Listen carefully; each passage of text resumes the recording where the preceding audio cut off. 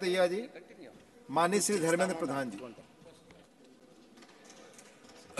उपाध्यक्ष महोदय, मैं आपको सबसे पहले धन्यवाद देता हूं कि आपने हमें कुछ विषय रखने का अनुमति दिया।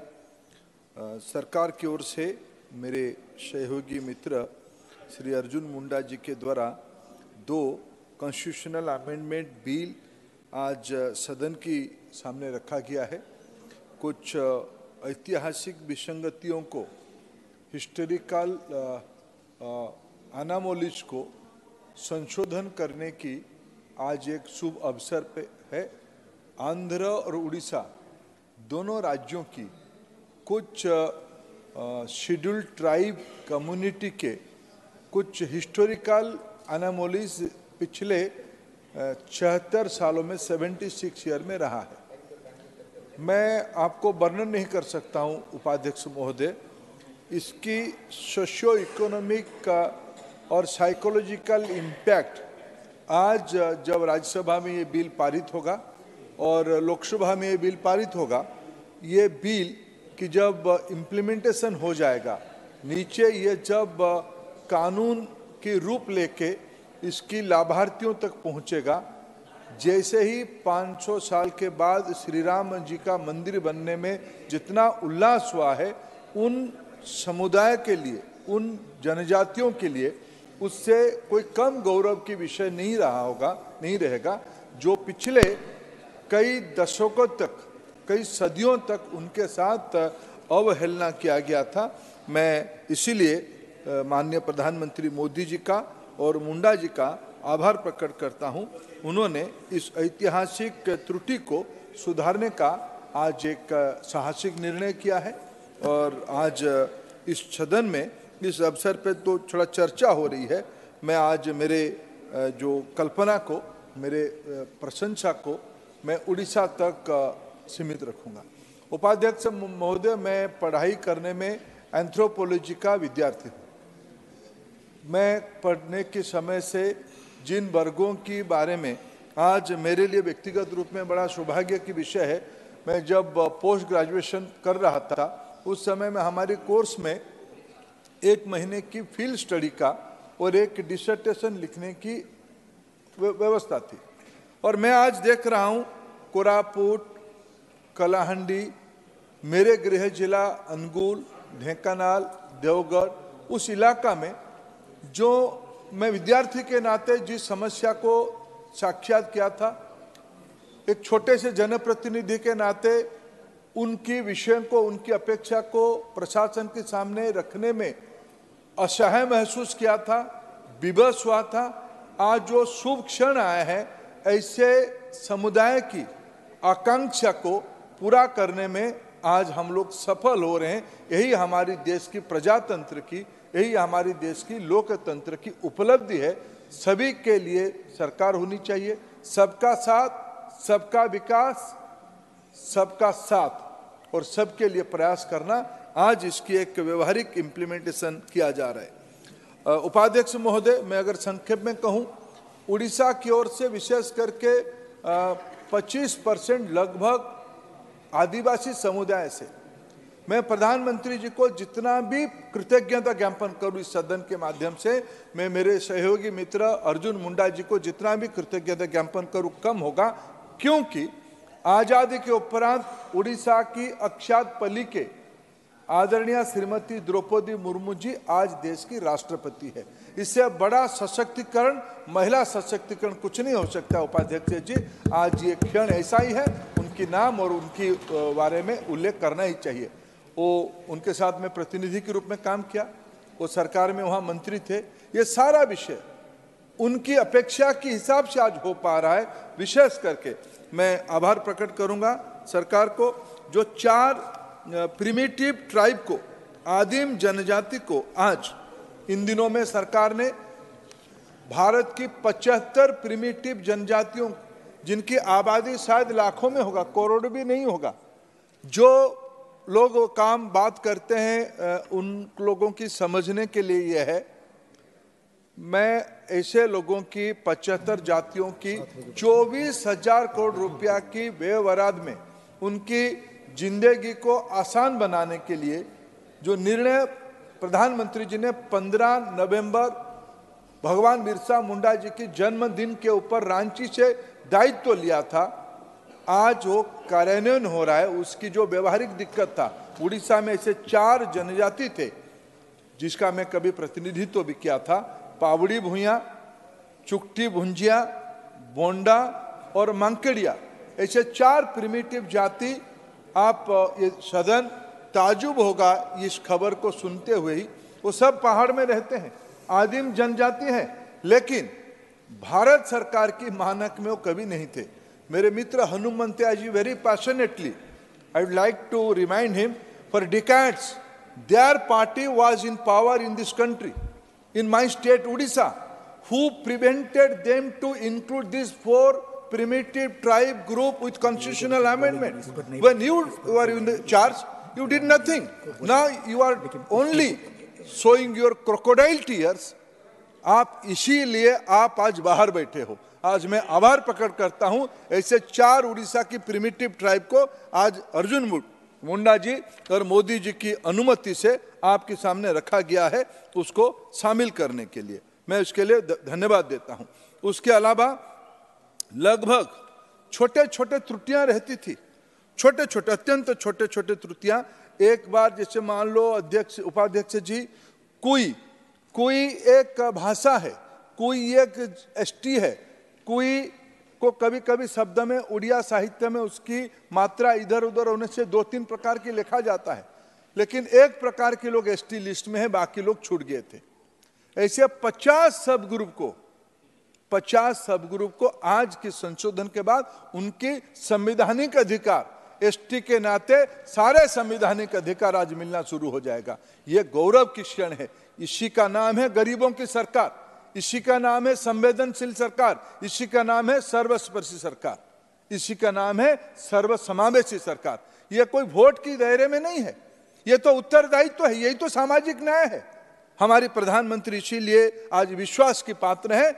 समाज की अंतिम वर्ग में खड़ा होने वाला व्यक्ति की भी दायित्व हम याद करके लेते हैं, घड़ियाली आंसू नहीं बहाते हैं। आज मैं अगर अन्य कार्यक्रमों के बारे में थोड़ा थोड़ा उल्लेख करूं, शायद एम्पावरमेंट की बात कहा जाता है। 2021 की मिनिस्ट्रियल रिशफल के बाद आज 8 लोग एसटी समाज के कैबिनेट मंत्री हैं, 5 लोग राज्य मंत्री है। आजादी के बाद यह 13 नंबर आदिवासियों की प्रतिनिधि शायद कभी नहीं हुई थी। बात कहा जाता है आप आदिवासी मुख्यमंत्री को जेल डालते हो। उपाध्यक्ष महोदय, कानून के ऊपर कोई है क्या? कानून के ऊपर कोई नहीं है। इस देश में कई बार कई उदाहरण बन चुके हैं, लेकिन ये ना भूले किसी की मोनोपोली आदिवासी समाज पे है। पड़ोस की छत्तीसगढ़ की राज्य में आज विष्णुदेव साय एक ईमानदार और सशक्त व्यक्ति मुख्यमंत्री की जिम्मेवारी संभाल रहा है। इसलिए आदिवासी मुख्यमंत्री तो किसी की कोई ने लिखा के नहीं लेके आया है। वो लिखा के लेने के बाद भ्रष्टाचार करोगे, आवेग की बात कहोगे, ऐसे नहीं चलता है कानून की राज में। सब उत्तरदायी समान होना पड़ेगा। आज भारत की मैं अगर 2 उदाहरण दूंगा, कहने से नहीं होता है, करने से होता है। बजट में पिछले 13-14 में my dear friend Hanumanthaiah ji, your government was there, UPA government was there.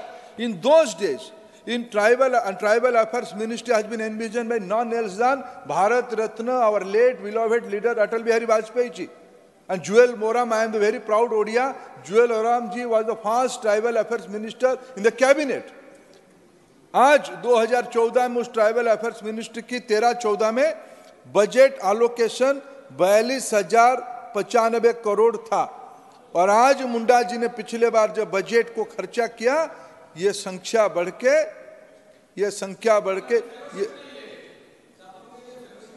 Santosh ji, I think doctor Shivadasan ji, Santosh ji, you are a good friend of mine. I think you are a very learned person. Just check with Pinarayi Vijayan sahab. Please. I am not considering you. I am just informing you. You provoke me. Just check. Not a single pie of scholarship has been bought, held at Delhi level. It's your problem. It's your ecosystem. ये आप पैसा लेके बांटोगे नहीं, आपकी समस्या है। आज अनुदान बढ़ा है, आज अनुसूचित जनजाति की स्पेशल कंपोनेंट प्रोग्राम में जो संख्या 2013-14 में 24,598 करोड़ था, आज वो बढ़ के 1,19,509 करोड़ रुपया हुआ है। यह उपलब्धि है। और बाकी फिर I will remind Hanumanthaiah ji, honourable खड़गे sahab he is not here now. I thought he will be here. Who prevented your government after few months to implement Sadasiv Commission report in Karnataka? Who prevented? आप जो बात कहे तो 2011 में आपने socio economic survey किया था, कास्ट सर्वे नहीं किया था। आपके नेता अपने अज्ञान बसत उसको कास्ट सेंसस कह रहे, आप उसमें नारा दे रहे हो। आपने आजादी में कई दशक तक आपकी शासन रहा, राज्यों में भी रहा। मैं फिर स्पेसिफिक कर्नाटक के बारे में कहना चाहूंगा, सदाशिव आयोग की रिपोर्ट को किसने दबा के बैठा है, किसकी विरोध है? खड़गे साहब उत्तर दे भाई। आप सब समय में आपकी दोहरी नीति है। You always maintain double standard. You don't have any time you have ever commitment to ST, SC and OBC class of this country. आपने तो इसकी पराकाष्ठा दिखाई है। मैं एजुकेशन पे आता हूं। मैं अंतिम एक बात एजुकेशन में कहूंगा। उन्होंने कहा कि एजुकेशन में इतने पोस्ट खाली है सेंट्रल यूनिवर्सिटी उड़ीसा में। लेट मी क्लैरिफाई उपाध्यक्ष जी, 2019 के पहले SC, ST, OBC के लिए कॉन्स्टिट्यूशनल प्रोटेक्शन था, नौकरियों में रिजर्वेशन के लिए। यह अलग बात है, कुछ राज्यों में उसको ईमानदारी से इंप्लीमेंट नहीं किया जाता है, जैसे मेरे राज्य उड़ीसा में ओबीसी के लिए एजुकेशन में इंप्लीमेंट नहीं किया जाता है, वो एक अलग विषय है। लेकिन मैं उड़ीसा की सेंट्रल यूनिवर्सिटी से ऊपर उठ के एक बात कहता हूं। 2019 तक शिक्षण संस्थान में जो टीचर नियुक्ति होते थे, सर्कुलर था कि they will maintain the roster, जिसकी जितने हिस्सेदारी उसको उतना देना पड़ेगा। But nobody was maintaining. सबने एक चालाकी किया था कि कुछ सालों के बाद उस पोस्ट को एससी की, एसटी की, ओबीसी की पोस्ट को वैकेंट दिखाते हुए, नॉट फाउंड सुइटेबल, ये दिखाते हुए एक गली रास्ता पकड़ के उसको जनरल कास्ट में परिवर्तित करते थे।